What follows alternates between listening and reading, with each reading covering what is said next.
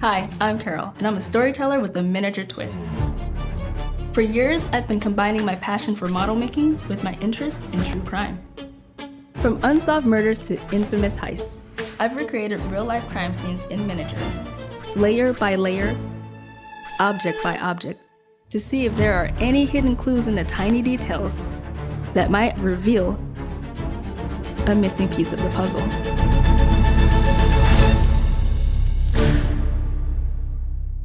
Welcome to Crafting Crime. Today, you and I are going to recreate a scene from one of the most infamous unsolved murders in American history, the Lizzie Borden house.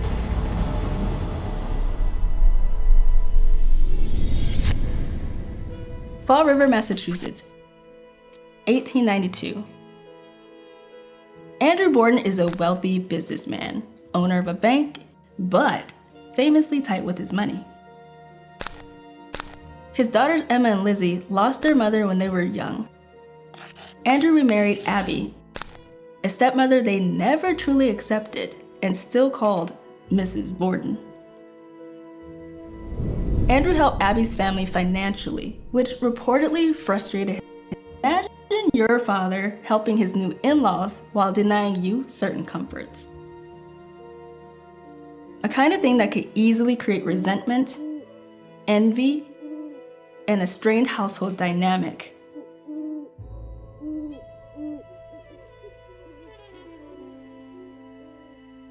Now that we have a better understanding of the household's tension atmosphere, we're going to construct the Borden family house to examine it. But before we get started, let's take a moment to set you up.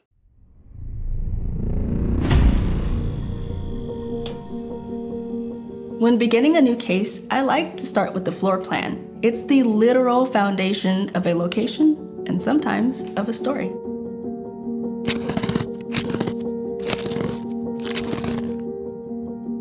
Researching the design and layout of the home was tricky because I had very limited visual references of the house at the time of the murder. Everything there, from wallpaper to furniture, was recreated based on a few surviving photographs of the house at the time of the murders, combined with 1890s style references. The scene of a crime can tell us a lot, especially if it's where the victim, and perhaps even the murderer, lived. Let's start with the downstairs. The house had 2 floors. We're going to focus on the downstairs first.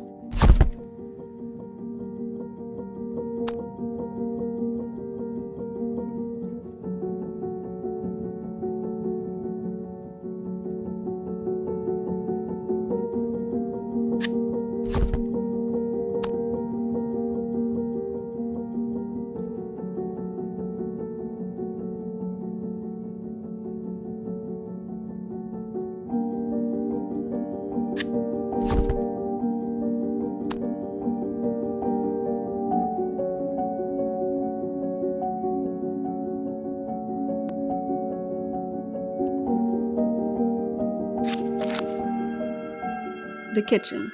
The cooking was done by the Borden's maid, Bridget Sullivan, an Irish immigrant they called Maggie.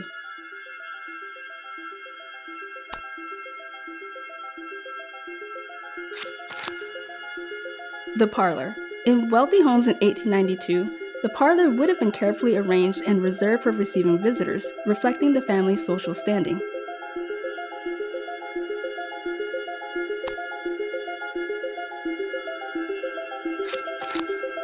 The dining room. The 2 daughters rarely ate with their father and stepmother.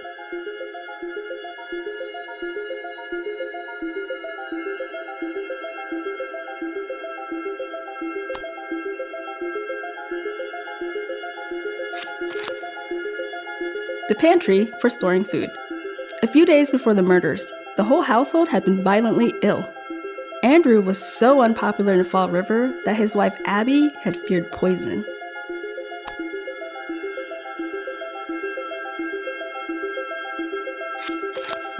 This front entry was guests' first impression of the house. It seems like Andrew, Lizzie's father, wasn't a popular man in Fall River. In fact, on the morning of the murder, one of his workers came by with a dispute over pay. You might notice one room is missing. The heart of the story.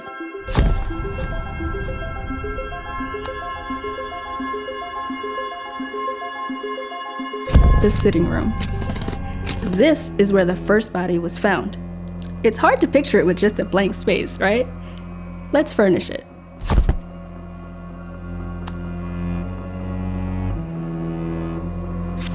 On the hot morning of August 4th, at about 10:30 a.m., Andrew Borden returned from a trip into town and decided to lay down on the sofa for a nap. The next time anyone saw him, he was dead. Financial conflicts over money were already a source of tension, and maybe even anger.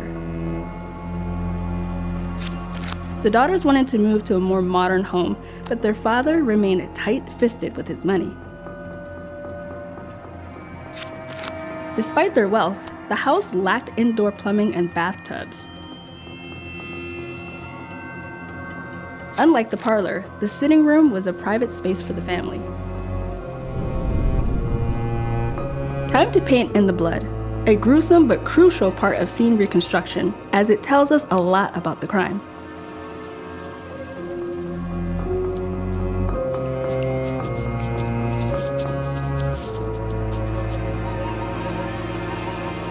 Amidst all that blood was a horrifying sight. Mr. Borden on the couch, brutally murdered, hacked to death with a sharp object. Later during the murder trials, prosecutors exhibited his skull. He'd been struck multiple times in the head with a hatchet. The brutality shocked the entire nation. But Andrew Borden wasn't the only murder at the house that day. Upstairs was another gruesome scene waiting to be discovered.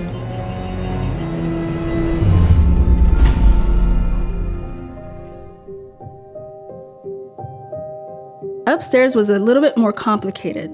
It's almost as if the house was divided in two, one half for the daughters and the other half for their father and stepmother.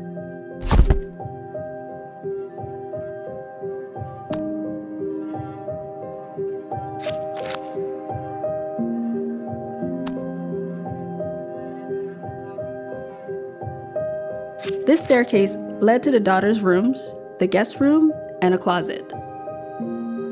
There was a small landing, but no hall. All the bedrooms led straight into one another. Lizzie's room. Despite the family's wealth, these bedrooms were small. Living this close with tension already high, it wouldn't be hard for resentment to build, or to turn into something worse. Lizzie's father and stepmother lived at the back of the house, with a separate staircase that led straight to their room from a side door.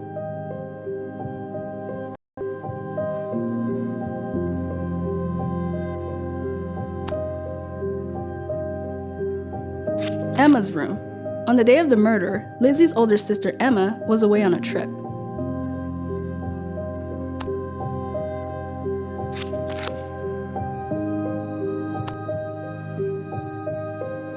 Abby had a dressing room almost as big as Emma's room. That empty space you see now, that's the guest room. After finding the first body downstairs, one of the witnessing neighbors ventured upstairs, and to their shock, another body was lying on the floor of the guest room. First, let's furnish the room.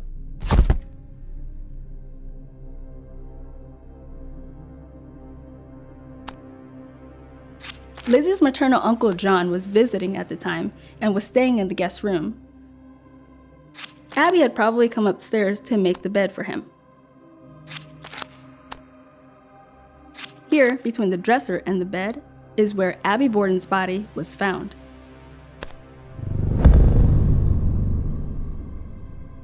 She was struck up to about 18 times in the back of the head with a hatchet.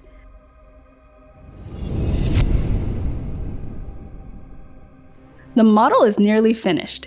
Now just the roof and the attic. That's where Maggie, the maid, lived.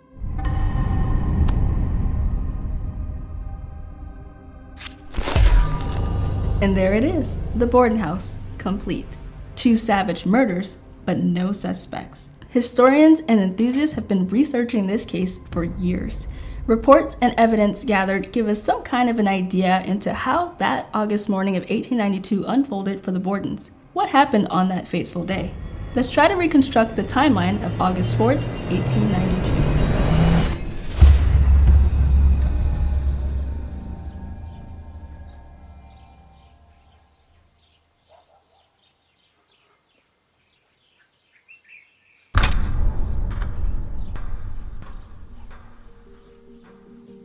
August 4th began routinely. It was a sweltering day. The maid likely woke up early to start her chores. Andrew, Abby Borden, and their visitor, Uncle John, likely eat breakfast together in the dining room. Nothing out of the ordinary so far.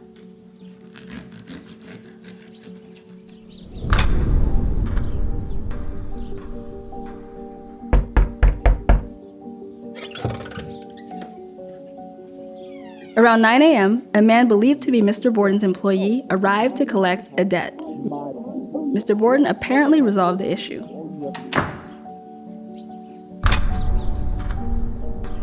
About a half an hour later, he and John, Lizzie's uncle, are said to have left into town. Abby Borden heads upstairs to the guest room to make the bed.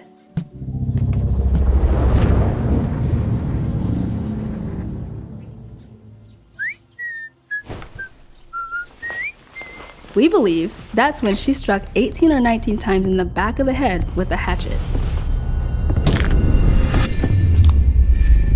Investigators believe she turned to face her attacker, then collapsed after she was struck.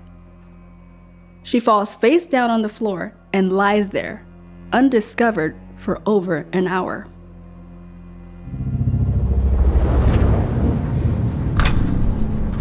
"10:30 a.m. Mr. Borden returned home and found the side door locked. He then went around to the front entrance, where he also struggled with the lock, eventually having to bang on the door.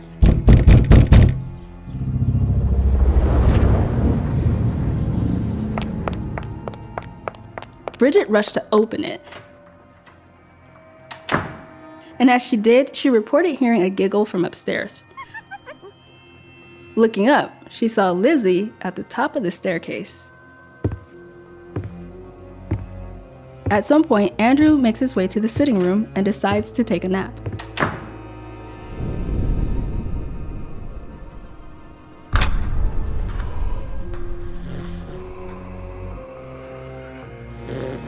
Lizzie claimed to have been outside for about 15 minutes when a loud noise from the house startled her.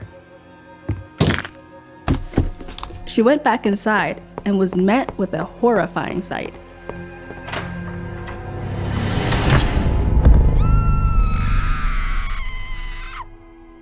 Her father on the couch, brutally murdered, hacked to death by numerous blows. Then Lizzie calls out, "Maggie, come quick! Father's dead. Somebody came in and killed him." In a panic, Lizzie instructed Bridget to alert the neighborhood doctor. Neighbors soon gathered and the Borden residence transformed into a chaotic scene. At this point, Abby was nowhere to be found. Until someone checked upstairs and found her body. After that, things start to move quickly. Police arrived, but the scene had already been compromised by foot traffic. Authorities sweep the home looking for evidence, and they find an axe with a seemingly freshly broken handle in the cellar. The axe would later be used at the trial, where they used it to line up against molds made of the Borden skulls, but it was ultimately ruled out as the actual murder weapon.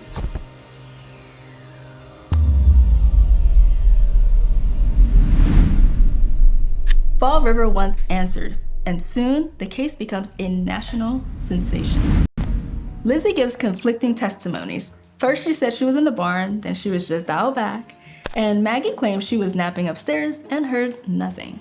Before long, Lizzie would become a suspect. Shortly after that, she was caught cutting up a dress she claimed had paint on it and was planning to burn. Suspicious because old clothes back then would have been repurposed for cleaning rags. A week later, Lizzie is arrested, accused of the double murder of her father and stepmother. The trial begins almost a year later, and it's a media circus. But the prosecution struggles. No weapon, no witnesses, no blood-stained clothes. At the time, many doubted a woman could commit such violence. On June 20th, 1893, after just 90 minutes, the jury returns its verdict: not guilty. Lizzie is acquitted and walks free. She remains in Fall River, where she and Emma move into a big house on the hill, just like they seemingly always wanted. Emma would eventually move out, and Lizzie would continue living the rest of her life there as the woman many still believe got away with murder. To this day, the Borden murders remain one of the most well-known unsolved crimes in American history.